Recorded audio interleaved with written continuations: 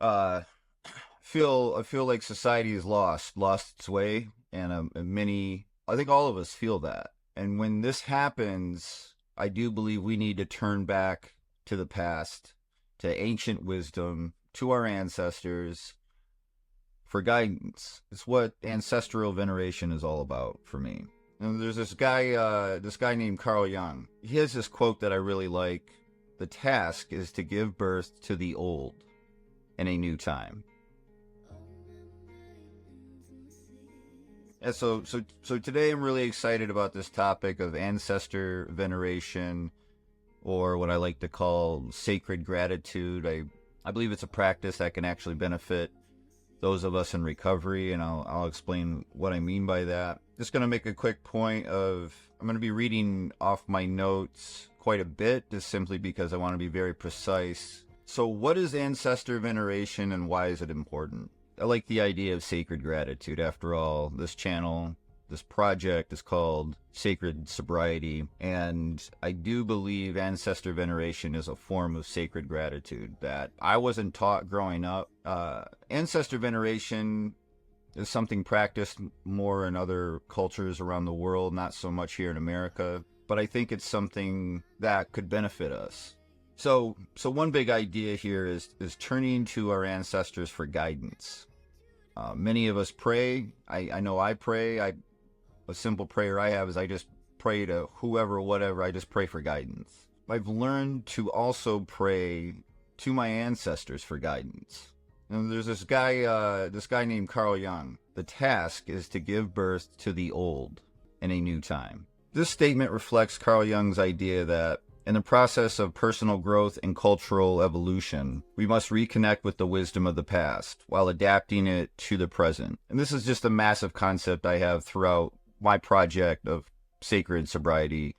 This is a through line. In fact, Carl Jung, a lot of his work and his philosophy has inspired much of my thinking about self-sabotage, how to remedy self-sabotage, how to think about addiction, and like what's going on with the human condition right now. For Jung, this often meant integrating ancient archetypes and spiritual knowledge into modern life, ensuring that timeless truths are revitalized in ways that are meaningful for contemporary individuals and societies. It speaks to the balance of honoring tradition while allowing it to evolve through conscious awareness and personal transformation. In essence, Jung is advocating for a dynamic interplay between continuity and change. It's about recognizing the value of historical or ancestral legacy, both personal and collective, while ensuring it evolves in a manner that remains pertinent and vital to the ever-changing now. This process ensures that while forms might change, the essence or core truths remain, thereby giving depth and meaning to modern life through the lens of the past. What I just said, I mean, that's just, to me, that's gold. I'm going to talk about a couple more guys, Terence McKenna and Ram Dass. They have their own twist on this topic.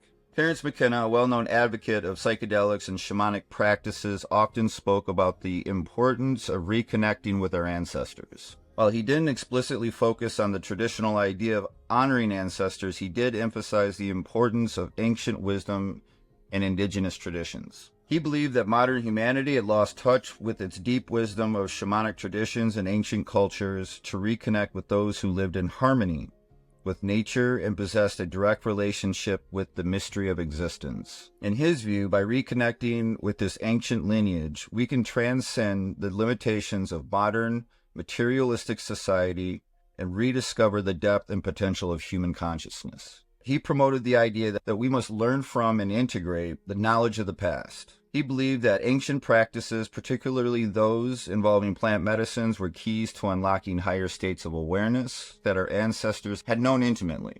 Ram Dass. Ram Dass, a spiritual teacher and author, often touched on the topic of ancestors in the context of karma and lineage. For him, honoring ancestors meant understanding the importance of the karmic bonds that connect us to our family, traditions, and heritage. Ram Dass believed that we inherit not only the physical attributes of our ancestors, but also their emotional and spiritual patterns. To honor our ancestors, according to Ram Dass, we must acknowledge the gifts and challenges they've passed down to us, but we must also work on healing and transcending the aspects of ancestral karma that no longer serves us. In other words, ancestral trauma. He encouraged embracing the lessons and wisdom of our ancestors, but also recognized that part of the spiritual journey is breaking free from the past's constraints. For Ram Dass, honoring ancestors meant having compassion for the struggles they endured while using that understanding to grow spiritually in the present moment. He also emphasized intergenerational healing, believing that by doing our own spiritual work, we help heal the wounds of those who came before us. Okay, so now what I want to do is add some texture to this whole thing by walking us through 100 years ago, 200 years ago, 500 years ago, just a quick snapshot at what life was like for our ancestors and what it may have been like for these different generations of people. Like, we think we have it so bad right now, and it's a matter of perspective. If we just take a minute and think about what their lives were like, I think it'll bring a lot of gratitude into your heart. It'll bring, I know for me, just doing this, it brought a lot of gratitude to me just to think, wow, you know, like my life today stands on the shoulders of the work and the pain and suffering from generations and generations of human beings that did everything they could just to survive long enough to procreate and have the next generation and eventually have me here talking on this video. And I'm going to say something controversial right now, unfortunately, but I think it's ridiculous that human beings right now, I don't think it's ridiculous. I think it's sad and unfortunate that a percentage of people in our culture now don't see any use in having kids and basically ending the lineage of our ancestors that did everything and fought so hard to keep us going. But I also have compassion for what we're going through in terms of mental health, and there's a lot of reasons why people don't want to have kids. There's a lot of reasons why people can't have kids physically. So I have compassion about all of that, but it just saddens me that some of us are just losing the fight in us, losing hope. Anyway, I don't know if I'll get into that too much. That might even get cut out. Ooh, it's a lot. So what I'm going to do is, in a paragraph each, I'm going to narrate what life was like 100 years ago, 200 years ago, and so on. I'm just going to do this a few times. I'm not going to go, back to cavemen or anything like that. But I think you might have an appreciation if I just sort of walk us through this. So 100 years ago, the early 20th century, we'll just say the 1920s. So imagine the aftermath of World War I. Entire cities had been destroyed, millions of families torn apart. Returning soldiers were left scarred physically and emotionally, trying to reintegrate into a society struggling with economic instability.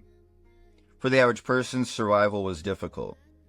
Diseases like the Spanish flu had swept through the world, killing millions and exposing the fragility of life. You didn't have access to modern healthcare, and a simple infection could be fatal. It could just end it all.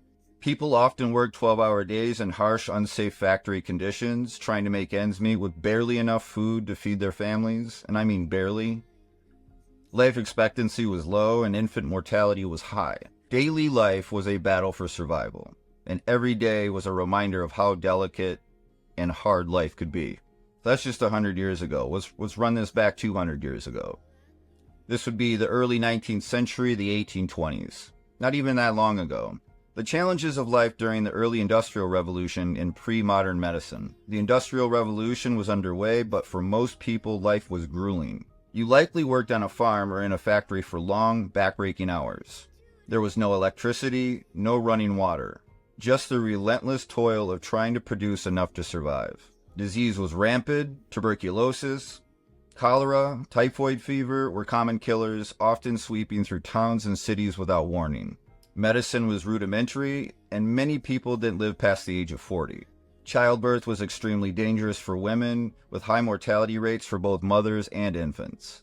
You didn't have the luxury of modern conveniences, and life was a constant fight to meet your basic needs: food, shelter, and safety. There was no passion projects. There was no find your dream job. There was no find my life's purpose. These are luxuries we have. I just want to put a pin in that.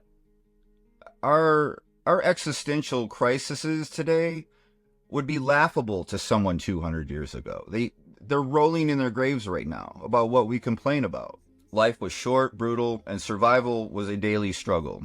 Yeah, that don't sound fun at all. The comfort of my bed, and I have running water and electricity and just my day-to-day comforts would surpass any king or queen or any royalty. What does this have to do with recovery? I mean, a big part of recovery is gratitude.